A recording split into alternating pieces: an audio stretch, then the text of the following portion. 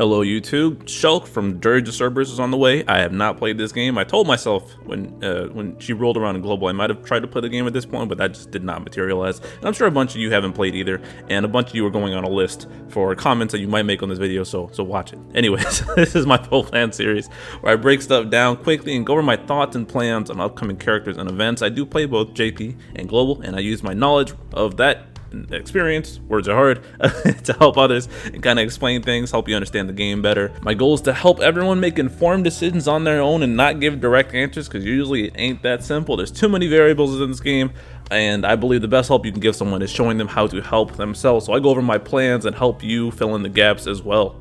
By the end of the video, hopefully all my viewers will be able to reach their own conclusions. I cannot give you straight up answers, just a perspective. That being said, in that same spirit, be sure to leave a comment with your plans for the event teams and polls. I read all the comments. Don't hesitate to hit me up with any questions. While you're here, do me a favor, drop a like on the video, subscribe, helps my channel tons, and you become a channel member. Make sure I always respond to you. You can also get emotes and join me on my weekly stream, the Ranting Hour, Wednesday, 8 p.m. Eastern. We talk about a bunch of in-between stuff. It's usually a good time, and so I don't have to make one-off videos unless it really warrants it. So getting right into things, the Shelke banner is going to be Shelke, the LD, new character, and Fujin is going to be a rerun LD, and the EX is going to be Lulu. Shelke is a damage dealer with some fun bells and whistles. She's got skill recharge, she's got warp and consecutive turns, and she's got a pretty nice kit, so let's talk about it. Skill 1 is going to be her bread and butter. It's a single target, Brave plus HP, with Splash, and it enables the plus versions of both of her skills. If neither of her skills are plus and you have all her buffs up, press this. Skill 2, which you should only really be pressing if you have the plus version, is a split AoE Brave plus HP attack. This is one of two skills, the other being the EX that maintains her LD, and what the overhead does is that it puts a Brave floor 30% of your M Brave, so kind of like Vaughn's BT effect, for example.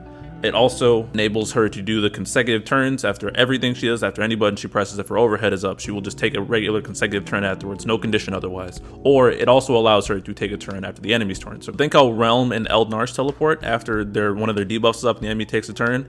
Shelke just warps after their turn, provided her buff is up, her overhead. The difference between her plus skills and her regular skills is that the plus skills have double HP attacks and the regular skills don't. Plus skills also hit harder. Another important thing about the warp is that she won't get a consecutive turn after warping. Just know that. Her C65, and I'm mentioning this because it's important, is a way to offset turns. So think about how you could AA with King, for example, and you could, or like maybe Lightning or Cloud of Darkness. Anyone who has a consecutive turn, you could AA in between and reset the consecutive turn count and just start doing it again. So this is a way for Shelke to spam skills. Say if you're taking advantage of a call effect or a BT effect or something. If you really need her to keep going over and over, this is the way to do it. C65 in between the moves. And just make sure you keep your buffs up, the skill 2 overhead especially.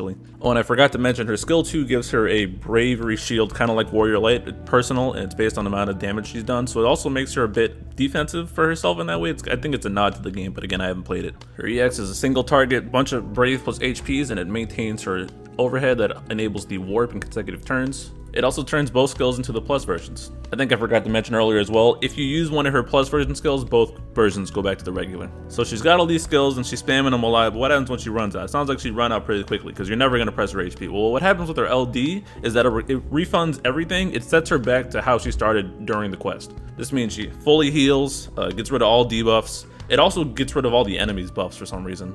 And it puts her EX back at max. So you want to burn through all your stuff, skill 1, skill 2, 665, and you'll get it all back and press LD, so she can really go the mile. So unlike other warpers, you actually get to press skills a lot more, and you're never going to hit her HP plus. You're just skill spamming nonstop. It's pretty fun buttons to press as well, especially because she does the cool thing with the skill 2, where she jumps on the imaginary wall in the background. I always appreciated that, because like Lightning and RNA do that too. Anyways, her LD call is interesting because it sets whoever the caller's EX, it instantly charges their EX. So if you need a clutch EX charge for some reason, say maybe in the mission dungeon you're running Ash or something, you could use that. Does the same things as well for Shelke. It heals them to full HP, dispels all enemies, and cleanses you of debuffs. So I guess situationally it could be a very powerful call, but I don't really know any situation where I really preferred it.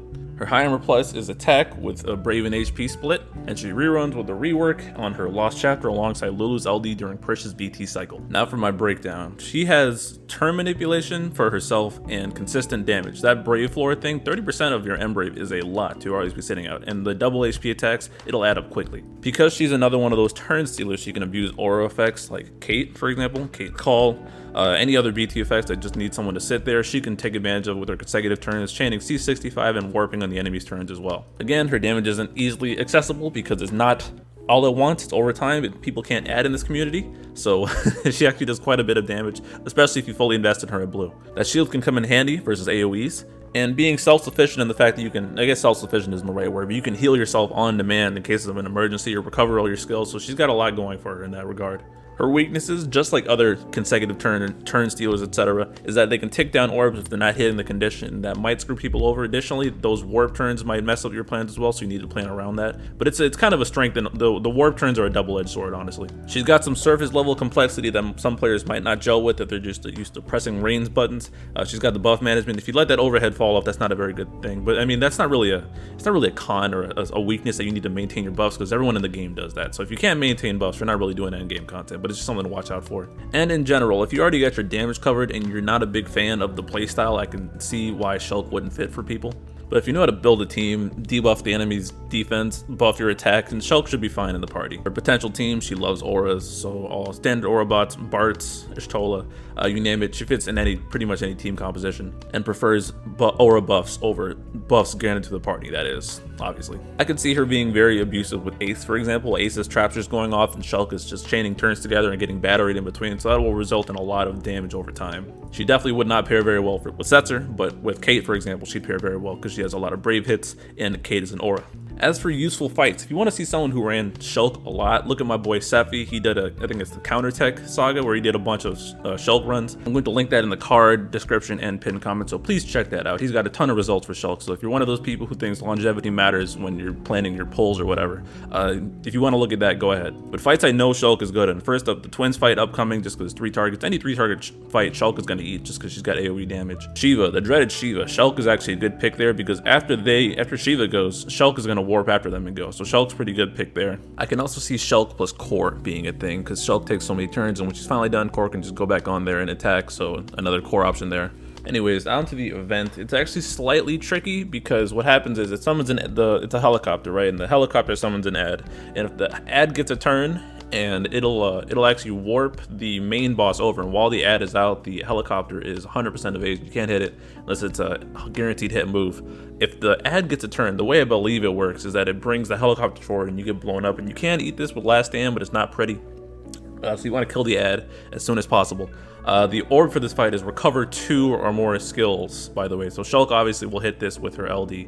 People like Agrius, people don't know, Agrius recovers skills on her LD. And Agrius is great for this fight for other reasons, which I'll touch on in a second. But Y'shtola, Vayne, who recovers it on EX, for example. Yuri, Dark Cecil. Prompto on his LD as well, so there's quite a few options here, but you'll max out the orb. No, that's not true. It's plus 12 and the limit is 15, so you won't quite max out the orb if you recover all your skills, but so someone who can do it a lot. So Vayne is actually a really good pick here. By now the whole Vayne is bad in his own cycle thing is kind of falling apart, but this is probably the fight where I think LD Vayne will be at its easiest, but you might even be able to sneak an LD Vayne in here. Not even LD actually, just EX only Vayne, just to keep the orb up. Once you kill the ad, the main guy won't be as dangerous, so you can hit him again. What you can do to cheese this, however, is you can confuse. You can't paralyze, it has to be confused. So Agrius, Porum, Waka, RNG, for example, I think those are the only confusers. Anyways, once you confuse it, if the ad comes back, it actually won't be able to go into an evasion state. Maybe. I think they fixed this on JP, so there's no indication of whether it will work or not in GL, but if it doesn't, oh boy, it becomes much more of a damage race. You also can't launch the ad, but you can launch the main boss, so you gotta play this fight in phases. So if you don't play this with confusion, because you need a lot more damage, AoE damage, you gotta take out the ads as soon as possible, or you will get blown up. So it can be pretty tricky, especially upkeeping the orb. But we do have a bunch of skill recovery units. So again, good units that recover skills. Prompto, Y'shtola, Agrius, Vayne, obviously, a Shelke if you have her, duh. I'm sure it's possible to Galaxy Brain and Onion Knight on Onion Knight call with someone who uses C65, maybe Onion Knight in party, I don't know. C65 to recover skills to uptick the orb, but it is a bit of a damage race, so you gotta be quick.